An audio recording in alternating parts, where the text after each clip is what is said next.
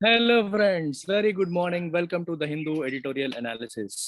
So last 2 days నేను editorial analysis చేయలేకపోయాను. So start చేసిన తర్వాత కంప్లీట్ గా 2 days మానేయడం అనేది ఇదే ఫస్ట్ టైం. మానేయాలని కాదు.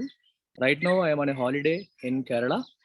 As of now I'm in Alleppey house boat లో కూర్చుని ఉన్నాను.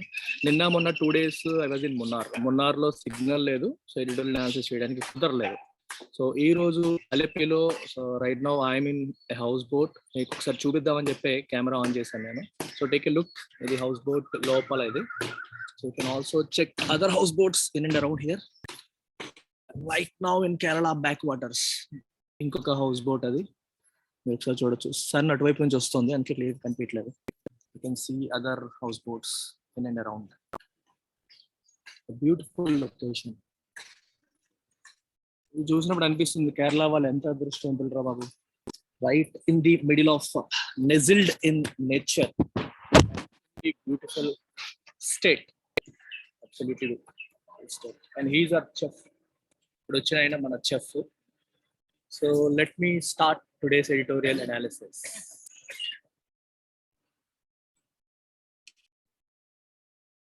సో ఇవాళ ఒక బ్యూటిఫుల్ ఎడిటోరియల్ వచ్చింది, ట్రేడింగ్ సంబంధించిన editorial. Let's deal with it in a detailed manner.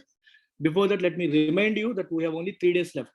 3 రోజులు మాత్రమే ఉంది. ఇవాళ 29th and 30th and 31st December తర్వాత కొత్త సంవత్సరంలో ఫీజు మనం రివైజ్ చేస్తున్నాము. We are revising the fee. మీకు ఈ స్లైడ్ చూస్తే తెలుస్తుంది ప్రెజెంట్ ఫీ ఎంత ఉంది, 1st January నుంచి ఎంత ఉండబోతుందని. యూపీఎస్సీ ఇన్ఫినిటీ ఆఫ్లైన్ కి విశాఖపట్నం మరియు శ్రీకాకుళంలో కూడా మనకి ఆఫ్లైన్ సెంటర్స్ ఫర్ యూపీఎస్సీ నడుస్తున్నాయి. సో 70,000 ఇప్పుడు ఉంది, అది 80,000 అవుతుంది 1st January నుంచి.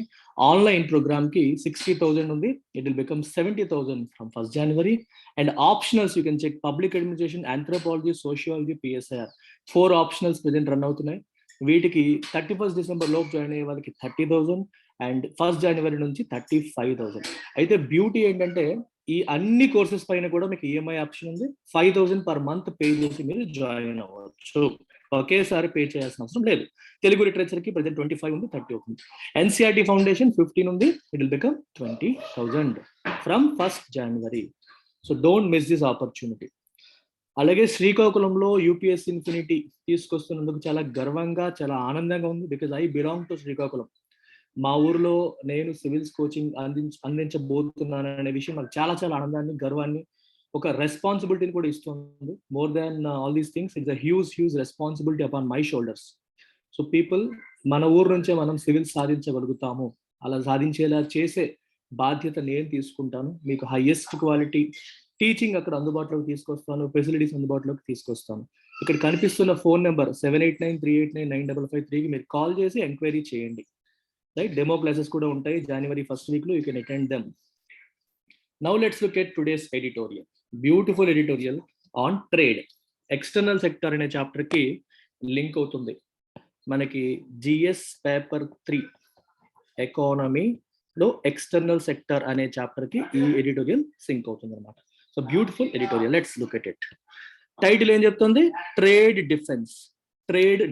ట్రేడ్ అంటే వ్యాపారం. సింపుల్ గా చెప్పాలంటే ఎక్స్పోర్ట్స్, ఇంపోర్ట్స్ ని కలిపి మనం ట్రేడ్ అంటాం. సో విదేశాలతో, అంటే భారతదేశం నుంచి బయట దేశాలకి, ఎక్స్టర్నల్ కంట్రీస్ కి మనం చేసే ఎక్స్పోర్ట్స్, వాళ్ళ దేశాల నుంచి మనం చేసుకునే ఇంపోర్ట్స్, వీటన్నిటికీ కలిపిన ఒక umbrella term is called trade. Trade defence అంటే అర్థం ఏంటి? మన దేశానికి చెందిన కంపెనీస్ ఏవైతే ఉన్నాయో, ఇండస్ట్రీస్ ఏవైతే ఉన్నాయో, వాటిని డిఫెండ్ చేయడానికి, వాటిని ప్రొటెక్ట్ చేయడానికి తీసుకున్న చర్యలు అనే సెన్స్ లో వస్తుంది.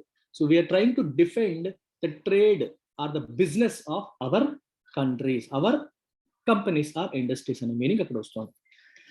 ఇది ఎందుకు వచ్చింది అనేది మనం చెప్తాను. ఇందులో డీటెయిల్ గా మనకు ముందు రాసిచ్చారు. I will talk about all that. ఇక్కడ కింద రాసిందంటే చూడండి, a reflexive resort to the anti dumping duty risks skewing the market dynamics. Okay, anti dumping డ్యూటీకి రిసార్ట్ అవ్వడం అంటే జనరల్గా ఈ పదం ఇంగ్లీష్ కూడా కొంచెం కవర్ చేద్దాం. రిసార్ట్ టు అనే పదం చూడండి, అది ఎలా వాడతారంటే మరి ఏ మార్గము లేక చివరికి ఆ మార్గాన్ని ఎంచుకున్నాము అనే సందర్భంలో ఇది వాడతాం. ఇప్పుడు for example, someone who last a job, ఒకటి జాబ్ కోల్పోయాడు, కుటుంబాన్ని పోషించాలి, తనకి ఏం చేయాలో తెలియట్లేదు, ఎక్కడికి వెళ్ళినా సరే జాబ్స్ రావట్లేదు, చివరికి దొంగతనానికి పాల్పడడం మొదలుపెట్టాడు. ఎందుకంటే కుటుంబాన్ని ఎలాగైనా పోషించుకోవాలి, నాకు వేరే మార్గం కనిపించట్లేదు. సో అప్పుడు తను ఏం చేస్తున్నాడు, is resorting to these kind of robberies, దోపిడీలకి రిసార్ట్ చేస్తున్నాడు. అంటే చివరగా వేరే ఆప్షన్ లేదు, చివరికి అది తప్పితే వేరే ఆప్షన్ లేదు అన్నప్పుడు మనం use this word resort to అనే పదాన్ని మనం వాడతాం. రిసార్ట్ టు అనే పదాన్ని మనం వాడతాం. గవర్నమెంట్ ఇప్పుడు మన డొమెస్టిక్ ఇండస్ట్రీస్ ని కాపాడడం కోసం it has now resorted to anti dumping duty. Anti dumping duty అనే కాన్సెప్ట్ కి తీసుకురావాల్సి వచ్చింది. యాంటీ డంపింగ్ డ్యూటీ ఏంటంటే మీకు ఒకసారి కవర్ చేద్దాం, వీ విల్ అండర్స్టాండ్ దిస్. చూడండి, ఇప్పుడు ఇది చైనా అనుకుందాం, ఇది ఇండియా అనుకోండి. చైనా నుంచి ఇండియాకి గుడ్స్ ఎక్స్పోర్ట్ అవుతూ ఉంటాయి, మీకు తెలిసిందే కదా. ఈ చైనా నుంచి ఇండియాకి ఎక్స్పోర్ట్ అవుతున్న గుడ్స్ పైన ఇండియన్ గవర్నమెంట్ టారిఫ్ విధిస్తుంది. టారిఫ్ అంటే ట్యాక్స్, దాన్ని మనం కస్టమ్స్ డ్యూటీ అంటాం. కస్టమ్స్ డ్యూటీ అది 10% కావచ్చు, 20% కావచ్చు, 30% కావచ్చు, గవర్నమెంట్ డిసైడ్ చేస్తుంది. సో ఈ డెసిషన్ అనేది it's more like A tax measure. మనకి ఇంపోర్ట్స్ పైన ఎంత ట్యాక్స్ ఇన్కమ్ కావాలి అనే ఆస్పెక్ట్ పైన ఆ దేశానికి మన దేశానికి ఉన్న ట్రేడ్ అగ్రిమెంట్స్ ప్రకారం ఇది విధిస్తారు. 10%, 20%, 30%, వాట్ ఎవర్ ఇట్ ఈస్. ఇది పెద్ద ప్రాబ్లమాటిక్ కాదు, ఇందులో పెద్ద ఇష్యూస్ లేవు, ప్రాబ్లమ్స్ కూడా లేవు.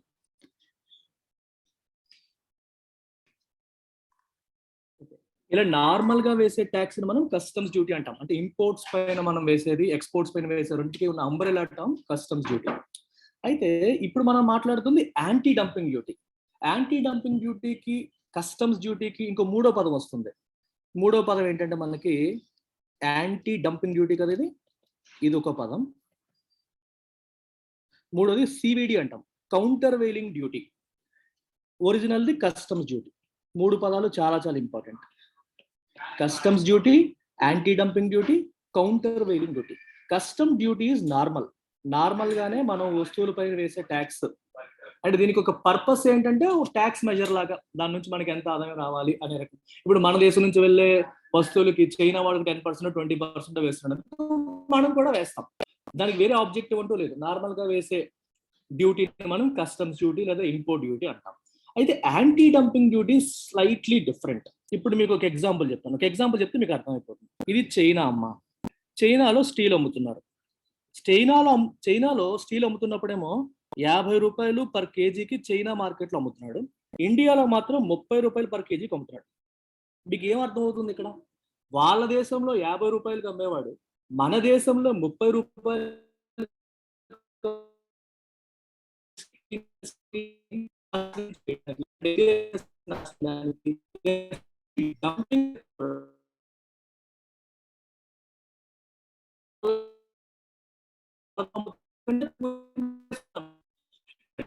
డొమెస్టిక్ కంట్రీలో 50 రూపాయలు కంటే ఎక్స్పోర్ట్ చేస్తున్న కంటే తక్కువకి ఎలా అంటే దాంట్లో ఒక ప్రాక్టీసెస్ ఉన్నాయనే మీరు కదా. ఇలాంటి తప్పుడు ట్రేడ్ ప్రాక్టీసెస్ ని ఎదుర్కోవడం కోసం మన కంట్రీ చేసేదాన్ని యాంటీ డంపింగ్ డ్యూటీ అంటాం. ఇప్పుడు 30 రూపీస్ వేసేసారు అనుకోండి, దీనిపైన లెటర్స్ 100% మన వాళ్ళు ఇంపోర్ట్ డ్యూటీ వేశారు అనుకోండి, 30కి 30 రూపీస్ కలిసిపోతుంది. మొత్తం ఇండియా ఎంత అవుతుంది? 60 రూపీస్ అవుతుంది. 100% ట్యాక్స్ ఏమంటాం? యాంటీ డంపింగ్ డ్యూటీ అంటాం.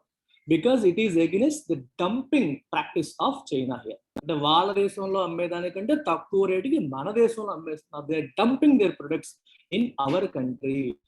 Not a fair practice. Anti dumping duty is allowed by WTO. WTO కూడా దీనికి అప్రూవల్ ఉంది. అర్థమవుతుందా? నార్మల్ గా కస్టమ్స్ డ్యూటీస్ ఎక్కువ పెట్టదని చెప్తుంది, కానీ ఎవరైనా సరే ఇంకో కంట్రీలో ఉన్న ట్రేడ్ ని దెబ్బతీసేలాగా ఇలాంటి డంప్ చేస్తారనుకోండి అన్ఫెయిర్ గా, దాన్ని మనం ఎదుర్కోవడానికి యాంటీ డంపింగ్ డ్యూటీ విధించవచ్చు. సరే సార్, యాంటీ డంపింగ్ డ్యూటీ మాకు అర్థమైంది, మరి కౌంటర్ వెయిలింగ్ డ్యూటీ అంటే అర్థం ఏంటి? కౌంటర్ వెయిలింగ్ డ్యూటీ అంటే ఏంటో చూడండి ఒకసారి. ఇప్పుడు మనం ఇక్కడ చైనా, ఇండియా సేమ్ ఎగ్జాంపుల్ తీసుకుందాం. ఇప్పుడు చైనాలో స్టీల్ ప్రొడ్యూసర్స్ కి లెట్ అస్ సే చైనా వాడేమో 50% సబ్సిడీ ఇచ్చాడు అనుకోండి. సబ్సిడీ అంటే అర్థం ఏంటి? ఆ ప్రొడక్ట్ మ్యానుఫ్యాక్చరింగ్ కాస్ట్ లో కొంత పోర్షన్ ఈ కంట్రీ భరించడం. మ్యానుఫ్యాక్చరింగ్ కాస్ట్ లో కొంత పోర్షన్ భరించడం.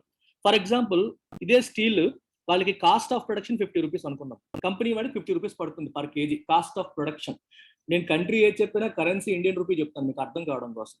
అయితే 50% గవర్నమెంట్ సబ్సిడీ ఇస్తే ఏమవుతుంది? వాడికి real cost of production only 25 rupees అవుతుంది. ఎందుకంటే 25 రూపీస్ చైనీస్ గవర్నమెంట్ భరిస్తుంది. చైనాలో స్టీల్ మ్యానుఫ్యాక్చర్ నిజంగా 50 రూపాయలు ఖర్చు అవ్వాల్సింది 25 రూపాయలే ఖర్చు అవుతుంది. ఎందుకంటే 25 రూపాయలు గవర్నమెంట్ భరిస్తుంది. 25 రూపాయలే ఖర్చు అయ్యేసరికి వాడు దానికి ఒక 20 రూపీస్ లేదా 10 రూపీస్ ప్రాఫిట్ వేసుకుని ఇండియాలో 35 రూపాయలకి అమ్మేస్తున్నాడు అనుకో. బట్ ఇండియన్ స్టీల్ మ్యానుఫ్యాక్చరర్ ఏమో 50 రూపీస్కి అమ్ముతున్నాడు. లెక్క ప్రకారం తీసుకుంటే చైనా సబ్సిడీని ఉపయోగించి వాడి కాస్ట్ తగ్గించేసుకుని ఇండియాలో తక్కువ ధరకు అమ్మేస్తున్నారు. సో దీనివల్ల ఇండియన్ స్టీల్ మ్యానుఫ్యాక్చర్ ఏమంటే దెబ్బ అయిపోతాడు. ఇండియన్ స్టీల్ ఏమో 50 రూపాయలు, చైనీస్ స్టీల్ ఏమో 30 రూపాయలు. మరి ఇలా దీన్ని ఎదుర్కోవడానికి మన గవర్నమెంట్ ఏం చేస్తుందంటే కౌంటర్ వెయిలింగ్ డ్యూటీ వేస్తుంది. అంటే ఎక్స్పోర్టింగ్ కంట్రీలో ఎక్సెసివ్ సబ్సిడీ ఇవ్వడం వల్ల మార్కెట్ మన డొమెస్టిక్ ఇండస్ట్రీ సఫర్ అయ్యే అవకాశం కాబట్టి కోసం కౌంటర్ వెయిలింగ్ డ్యూటీ అంటారు. అంటే రీజన్ అనేది ఎక్స్పోర్టింగ్ కంట్రీ యొక్క సబ్సిడీస్ వల్ల అయితే కౌంటర్ వెయిలింగ్ డ్యూటీ, లేదా కావాలనే అన్ఫైర్ ట్రేడ్ ప్రాక్టీసెస్ డంప్ చేసేయాలనే ఉద్దేశంతో, అంటే డొమెస్టిక్ మన ఇండస్ట్రీని సఫర్ చేయాలనే ఉద్దేశంతో చేస్తుందని, అలాంటి దాన్ని ఎదుర్కోవడానికి చేసేదాన్ని యాంటీ డంపింగ్ డ్యూటీ అని అంటాం. Reasons are different but purpose ultimate గా యాక్షన్ అనేది సేమ్, నేమ్స్ అనేవి మారుతాయి. So this is about countervailing duty and anti-dumping duty and normal customs duty. So let us look at the editorial. So వీళ్ళు ఏమంటున్నారంటే ఇప్పుడు China సంబంధించిన కొన్ని products పైన ఇండియా యాంటీ డంపింగ్ డ్యూటీ విధించింది. ఈ విధించడానికి రిఫ్లెక్సివ్ రిజల్ట్ అన్నాడు. అంటే వాడు పని చేశాడు, వాడు ఇలాంటి తక్కువ రేట్ మన దేశంలో డంప్ చేస్తున్నాడు, దానికి ఇమీడియట్ గా మనం రిఫ్లెక్సివ్ అంటే ఇమీడియట్ గా రియాక్ట్ అయిపోయి anti dumping duty విధించేశారు.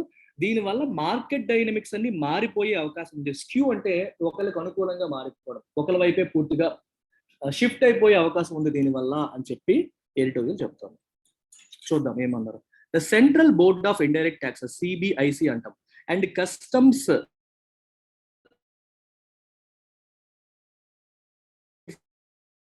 anti-dumping duty on foreign products manufactured in China in order to safeguard domestic producers from lower priced imports that the Directorate General of it is found as being in market.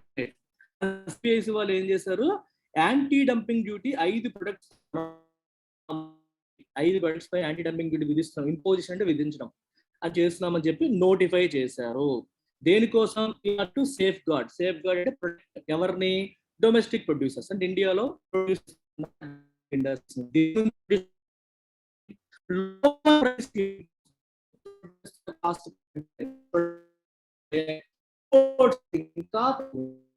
Lower priced imports అని రాశారు. So దీన్ని protect చేయడం కోసమని మన వీళ్ళు చేయడం జరిగింది.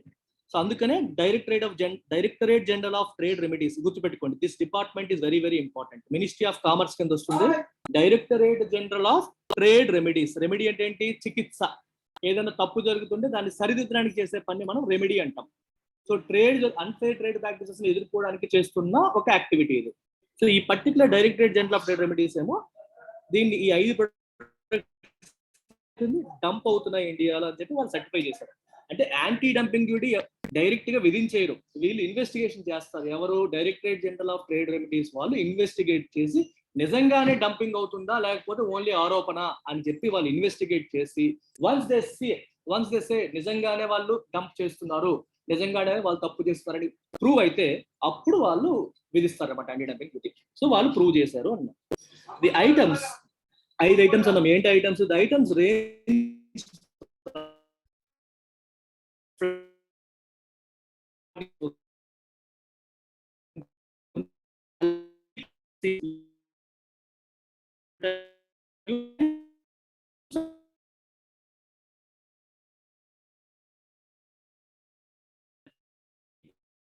in almost all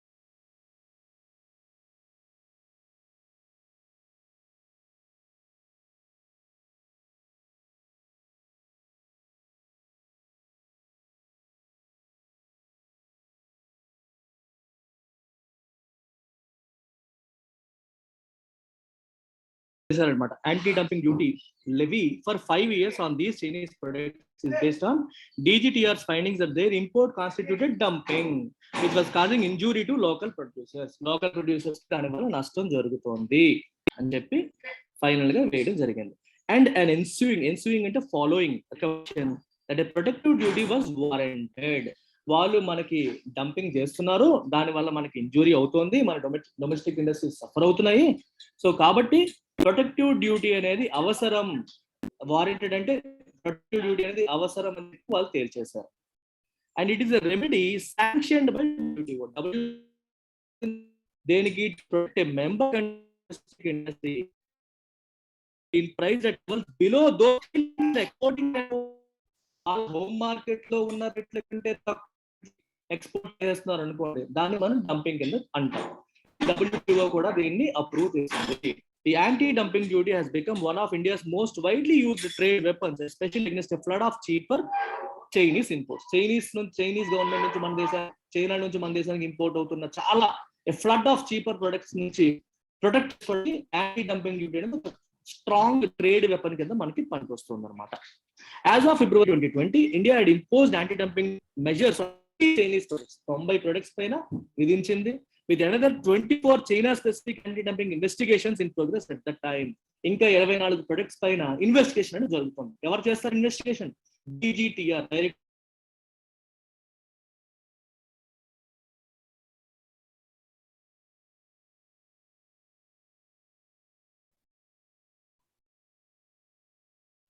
All this is according to a reply made in Parliament by Commerce Minister Piyush Goyal. So Piyush Goyal ఇచ్చిన రెస్పాన్స్ ఇదంతా రాశారనమాట. కామర్స్ మినిస్టర్ చెప్పారు పార్లమెంట్ లో ఒక క్వైరీకి రెస్పాన్స్ ఇవంతా చెప్పడం జరిగింది.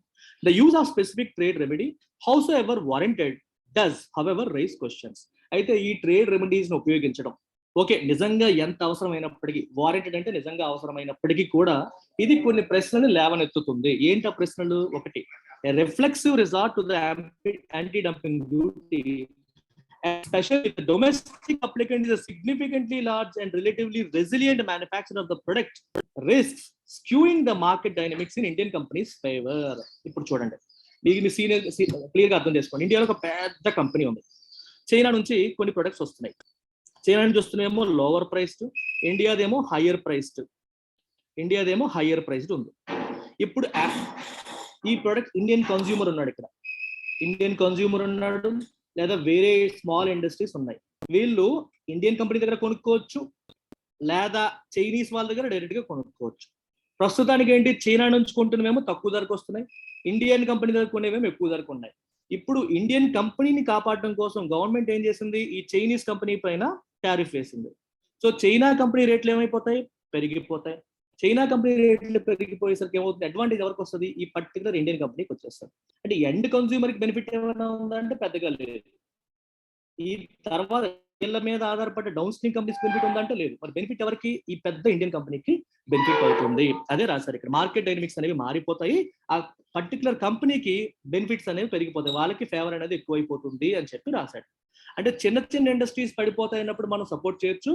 పెద్ద కంపెనీ తట్టుకోగలిగే కంపెనీ, రెసిలియంట్ అంటే దెబ్బని తట్టుకోగలిగే కంపెనీని మనం ప్రొటెక్ట్ చేయడం కోసం చేయాల్సిన అవసరం ఉందా? Both and integrated goods and consumers. In the case of integrated goods and consumers, like the consequences of reduced competition and prices. Competition తగ్గిపోతుంది, రేట్లు పెంచేసే అవకాశం ఉంటుంది. చూడండి ఇక్కడ ఇంటర్మీడియట్ గుడ్స్ అనే పదం వాడారు. ఇంటర్మీడియట్ గుడ్స్ అంటే అర్థం ఏంటి అంటే, a good which is used in the manufacture of final product. For example ice cream తయారు చేస్తాం అనుకోండి, ఐస్ క్రీమ్ తయారు చేసేటప్పుడు మిల్క్ వాడతారు. సో మిల్క్ ఇక్కడ ఇంటర్మీడియట్ గుడ్ అవుతుంది, ఐస్ క్రీమ్ ఏమో ఫైనల్ ప్రొడక్ట్ అవుతుంది. ఇదేమో ఫైనల్ గుడ్, ఇది ఇంటర్మీడియట్ గుడ్. అంటే ఒక ఫైనల్ ప్రొడక్ట్ తయారీలో ఉపయోగించే ప్రతి ఒక్కటి కూడా ఇంటర్మీడియట్ గుడ్ అవుతుంది, మధ్యలో వాడేది అది ఫైనల్ కాదు. అదే మనం మిల్క్ కన్స్యూమర్ డైరెక్ట్ గా తీసుకున్నాడు అనుకోండి, అప్పుడు మిల్క్ ఫైనల్ గుడ్ అయింది. ఇదే మిల్క్ ఐస్ క్రీమ్ మ్యానుఫ్యాక్చరింగ్ లో వాడామనుకోండి, అప్పుడు ఇంటర్మీడియట్ గుడ్ అయింది. ఐస్ క్రీమ్ మ్యానుఫ్యాక్చర్ లో వాడుతున్న మిల్క్ ఫైనల్ ప్రొడక్ట్ కాదు, ఇంటర్మీడియట్. ఇంటికి వచ్చే milk final product. That is the difference between intermediate good and final good. గుర్తుపెట్టుకోండి. అంటే ఇక్కడ ఆ పదం ఎందుకు వాడారంటే, ఈ పెద్ద ఇండియన్ కంపెనీ నుంచి ఈ అల్యూమినియం ప్రొడక్ట్స్ ఎవడన్నా కొనుక్కొని వాడు ఇంకో ప్రొడక్ట్ తయారు చేస్తున్నాడు అనుకో, సో ఈ ఇండస్ట్రీ దెబ్బతింటదిగా. ఇప్పుడు వీడికి చైనా ఆప్షన్ కూడా ఉంది, చైనా నుంచి తక్కువ ధరకు కొనేసుకోవచ్చు. కానీ ఈ చైనా మీద యాంటీ డంపింగ్ డ్యూటీ వేయడం వల్ల వీడికి కాంపిటీషన్ తగ్గిపోతుంది ఇండియన్ కంపెనీకి. సో దీనికి రేట్లు పెంచేస్తాడు, రేట్లు పెంచినప్పుడు వీళ్ళకి అడ్వాంటేజ్ తగ్గిపోతుంది. ఇంతకుముందు చైనా కంపెనీ దగ్గర తక్కువ రేటు కొనుక్కునే వాళ్ళు ఇప్పుడు వాళ్ళకి అడ్వాంటేజ్ పోతుందని చెప్పి రాశాడు. Also efforts to narrow the sizable trade deficit with China by targeted recourse to the levy made little headway in addressing the widening gap as imports have continued to largely outpace India's exports. చైనాకి ఇండియాకి మధ్యలో ఎప్పుడు కూడా trade deficit ఉంటుంది. ఇది China, ఇది India. China నుంచి మనకు వచ్చే ప్రొడక్ట్స్ ఏమంటాం? ఇంపోర్ట్స్ అంటాం.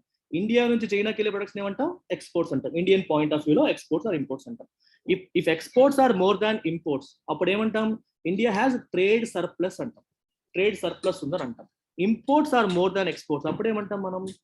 India has trade deficit with China అంటాం. ఇండియాకి ఎప్పుడు కూడా ఇంపోర్ట్స్ అనేవి ఎక్కువ ఉన్నాయి, ఎక్స్పోర్ట్స్ ఏమో తక్కువ ఉన్నాయి compare to China. So with China. So ఇండియాకి చైనాతో ట్రేడ్ డెఫిసిట్ అనేది ఉంది. ఈ trade deficit year on year పెరిగిపోతా ఉంది. అంటే చైనా నుంచి మనకు వస్తున్న ఇంపోర్ట్స్ పెరిగిపోతున్నాయి, అంటే ఎక్స్పోర్ట్స్ పెరిగిపోతున్నాయి. మన దేశం నుంచి చైనాకి వెళ్తున్న ఎక్స్పోర్ట్స్ ఏమో తగ్గిపోతున్నాయి. అందుకని ట్రేడ్ డెఫిసిట్ పెరిగిపోతా ఉంది. దాన్ని తగ్గించడానికి ఇక్కడ అదే రాశారు, దాన్ని తగ్గించడానికి ఎఫర్ట్స్ టు నారో అంటే తగ్గించడానికి చేసే ప్రయత్నాలు ఏవైతే ఉన్నాయో అవి పెద్దగా ముందుకు వెళ్ళలేదు. హ్యావ్ మేడ్ లిటిల్ హెడ్వే, ముందుకు వెళ్ళలేదు. లిటిల్ అంటే ఇక్కడ మీనింగ్ ఆల్మోస్ట్ నథింగ్ అని. నో హెడ్వే, ముందుకు వెళ్ళలేదు. ఏమాత్రం మనం చేయలేకపోయాము.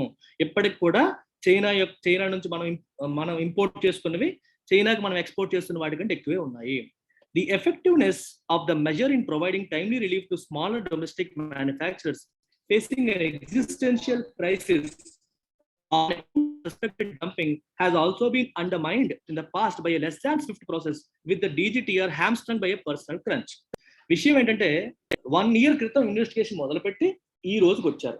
అంటే చైనా వాళ్ళు డంప్ చేయడం వల్ల ఇండియన్ ఇండస్ట్రీ సఫర్ అవుతుందనే ఉద్దేశంతోనే మీరు మొదలు పెడితే, మీరు సంవత్సరం టైం తీసుకొని ఇన్వెస్టిగేషన్ చేసి ఈ రోజు డ్యూటీ వేశారనుకోండి, ఈ లోపు డొమెస్టిక్ ఇండస్ట్రీస్ అని పోతే ఆల్రెడీ మూసేస్తే పరిస్థితి ఏంటి? అందుకే రాశారు ఇక్కడ, ఎగ్జిస్టెన్షియల్ క్రైసిస్ ఫేస్ చేస్తున్న ఈ చేయడానికి మనం DGTR ని ఉపయోగించి ఇన్వెస్టిగేషన్ చేసి యాంటీ డంపింగ్ చేయాలి అనేది మంచి ఉద్దేశమే. అన్ఫార్చునేట్లీ వాళ్ళకి పర్సనల్ క్రంచ్, వాళ్ళకి సరైన ఇనఫ్ ఎంప్లాయీస్ లేకపోవడం వల్ల, వాళ్ళు ఈ పని స్లోగా చేయడం వల్ల ఇంకా డిలే అయిపోయి 1 year తర్వాత 2 years తర్వాత స్లోగా రెస్పాండ్ అయితే ఈ లోపు ఈ కంపెనీలన్నీ మూతపడిపోయే పరిస్థితులు కూడా మనం చూస్తున్నాం. అందుకే రాశారు, so Swift process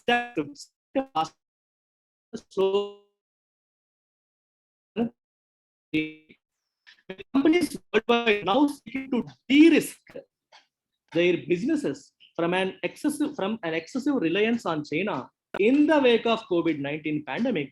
The prospect of more capacity in that country turning surplus and being used to produce goods for dumping overseas increases. Student, with companies worldwide now seeking to de-risk their businesses from an excessive reliance on China. China మీద ఆధారపడడం తగ్గించుకోవాలని ప్రపంచవ్యాప్తంగా ఉన్న కంట్రీలన్నీ అనుకుంటున్నాయి. దాని మీద తగ్గించుకోవాలి, ఆధారపడడం ఉండకూడదని చెప్పి అనుకుంటున్నాయి. ఇన్ ద వేక్ ఆఫ్ కోవిడ్-19 పాండమిక్ వల్ల చైనాతో లింక్ ఉన్న ప్రతి కంట్రీకి కోవిడ్ వెళ్ళిపోయింది. వీళ్ళు ఒక్కరి మీద ఆధారపడడం మంచిది కాదని అన్ని కంట్రీలు ఇప్పుడు డిసైడ్ అయ్యాయి. అయితే ఈ క్రమంలో the prospect of more capacity in that country turning surplus and being used to produce goods for dumping overseas increases. చూడండి, ఇప్పుడు చాలా ఇంపార్టెంట్ పాయింట్ ఇది చాలా ఇంపార్టెంట్ పాయింట్. ఇక్కడ ఏమంటున్నాడంటే వీడు, ఇది చైనా అమ్మా, చైనాలో ఒక 100 items ప్రొడ్యూస్ అవుతాయి అనుకోండి. ఈ 100 items డిఫరెంట్ కంట్రీస్ కి ఇంతకు ముందు మనకి వెళ్తున్నాయి. ఇప్పుడు ఏం చేశారంటే కొన్ని కంట్రీస్ చైనా మీద ఆధారపడడం తగ్గించుకోవాలని డిసైడ్ అయ్యారు అనుకోండి. అప్పుడు ఏమవుతుంది, ప్రొడక్షన్ ఏమో ఎక్కువే ఉంది కానీ ఎక్స్పోర్టింగ్ కంట్రీస్ ఏమో తగ్గిపోయాయి. ఎక్స్పోర్టింగ్ కంట్రీస్ తగ్గిపోయి ప్రొడక్షన్ ఎక్కువ ఏమవుతుంది, సప్లై పెరిగిపోయింది. సప్లై ఎప్పుడైతే పెరిగిపోయిందో వాడు ఏం చేస్తాడు, ధరలు తగ్గించి ఎలాగోలాగా అమ్మేద్దాం, వీటిని విదేశాల్లో అమ్మేద్దాం అనే ప్రయత్నం కూడా చేయొచ్చు. ఎందుకంటే కొన్ని కంట్రీస్ పూర్తిగా తీసుకోవడం మానేసాయి. అందుకని మిగిలిన కంట్రీస్ లోనే మనం తక్కువ ధరకి ఉన్న ప్రొడక్ట్స్ అన్ని అవగొట్టేద్దాము అనే ప్రయత్నం కూడా చేసి ఉండవచ్చు. That is the point he's talking here. చూసారు, చాలా ఇంపార్టెంట్ సెంటెన్స్ ఇది. The prospect of more capacity in that country turning surplus. ఎక్కువ కెపాసిటీ ఉంది, వీళ్ళ దగ్గర ఇంపోర్ట్ చేసుకునే కంట్రీలు తగ్గిపోయాయి అనుకోండి, అప్పుడు ఏమవుతుంది, ఉన్న కంట్రీలకి మొత్తం అన్ని తోసేద్దాం, ఎంత ప్రొడక్ట్ ఎంత సప్లై ఉంది అని డంప్ చేసేద్దాం అనే ఆలోచన కూడా వచ్చే అవకాశం ఉంది. So Indian policy makers have their task cut out to bolster trade defences in time. So Indian policy makers ఈ లేట్ గా రెస్పాండ్ అవ్వడం అనేది మానేసి ఇమీడియట్ గా ట్రేడ్ కి సంబంధించిన అంశాలు ఇమీడియట్ గా రెస్పాండ్ అయ్యే క్రమంలోకి వెళ్ళాలి. They have they task cut out అంటే అర్థం ఏంటంటే it's a difficult task but they have to take it అని అర్థం అనమాట. They have they task cut out అంటే it's a very difficult task but they have to take it. చాలా చాలా important. Bolster అంటే స్ట్రెంథెన్. ట్రేడ్ డిఫెన్సెస్ మనం చేయాలంటే immediate గా చేయాలి. ఈ రోజు చైనా వాడు డంపింగ్ చేస్తున్నాడంటే నువ్వు సంవత్సరం తర్వాత రెస్పాండ్ అయితే ఎలాగా? ఇమీడియట్ గా రెస్పాండ్ అవ్వాలి. ఇమీడియట్ గా రెస్పాండ్ అయ్యి మనం యాక్షన్ తీసుకోవాలి అని అర్థం అనమాట. Swift action is recommended, replied అని రికమెండెడ్ అని అర్థం. ఓకేనా? థ్యాంక్ యూ వెరీ మచ్ అమ్మా. అయిపోయింది. ఇంకోసారి చూస్తారంటే you can take a look at the house boat. They are moving actually now.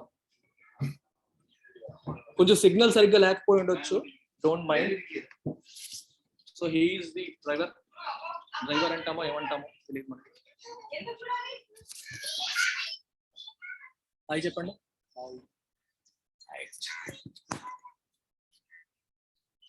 Take a look.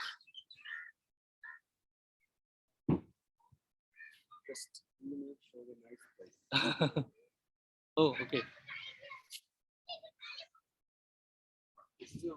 Kerala backwaters. Oh, okay. Great. Chalo guys, take care. Bye bye.